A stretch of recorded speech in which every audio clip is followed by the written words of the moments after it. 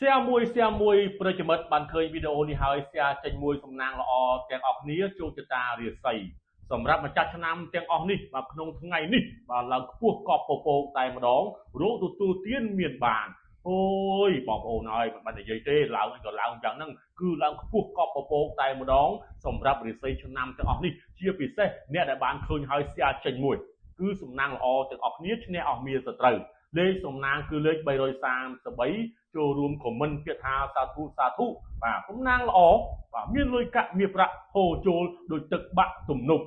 សម្រាប់ម្ចាស់ឆ្នាំទាំងអស់នេះបាទក្នុងថ្ងៃនេះគឺរាសីឡើងខ្ពស់កពពករួមមានឆ្នាំរកាធាដៃពងយៈប្រអស់លោកអ្នកដែលកើតឆ្នាំរកាថ្ងៃនេះរាសីឡើងខ្ពស់ទល់មេឃប្រសិនបើអស់លោកអ្នកមានបញ្ហាសុខភាពពីមុនមកថ្ងៃនេះនឹងល្អប្រសើរហើយបើជាអ្នកមិនទាន់មានគូអាចនឹងជួបគូព្រេងដោយមិននឹកស្មានដល់ចំពោះរឿងរ៉ាវគ្រួសារនិងស្នេហាមានតែភាពផ្អែមល្ហែមនិងយល់ចិត្តគ្នា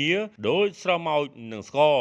សម្រាប់ម្ចាស់ឆ្នាំវោកធាដៃពងយៈប្រអស់លោកអ្នកដែលកើតឆ្នាំវោកថ្ងៃនេះរាសីឡើងខ្ពស់ត្រដែតក៏ពពករសកម្មភាពនិងមតិរបស់អ្នកធ្វើឲ្យមិត្តរួមការងារសប្បាយចិត្តនិងឯកភាពរីឯស្នេហាវិញប្រកបដោយភាពផ្អែមល្ហែមនិងចូលសម្រុងនឹងគ្នា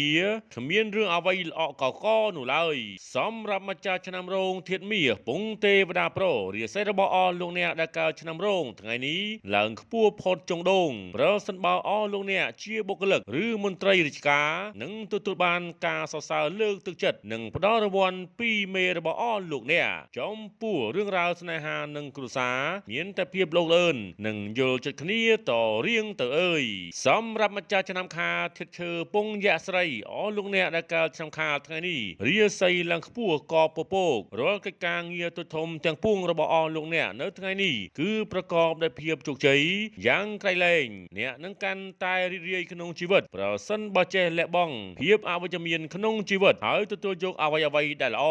សម្រាប់រឿងរ៉ាវស្នេហានិងគ្រួសារមានតែភាពផ្អែមល្ហែមដូចទឹកឃ្មុំសម្រាប់ម្ចាស់ឆ្នាំឆ្លូវធាតុដីពងមនុស្សប្រុសរាសីរបស់អស់លោកអ្នកដែលកើតឆ្នាំឆ្លូវថ្ងៃនេះឡើងខ្ពស់កពពកថ្ងៃនេះអស់លោកអ្នកនឹងទទួលបានពន្លឺថ្មីដែលនាំឲ្យមានលាភសក្ការៈចំពោះការងាររបស់អស់លោកអ្នកចំពោះរឿងរ៉ាវស្នេហានិងគ្រួសារមានតែភាពផ្អែមល្ហែមត្រជាក់ត្រជុំដោយទឹកអប់បំពង់ខ្ចី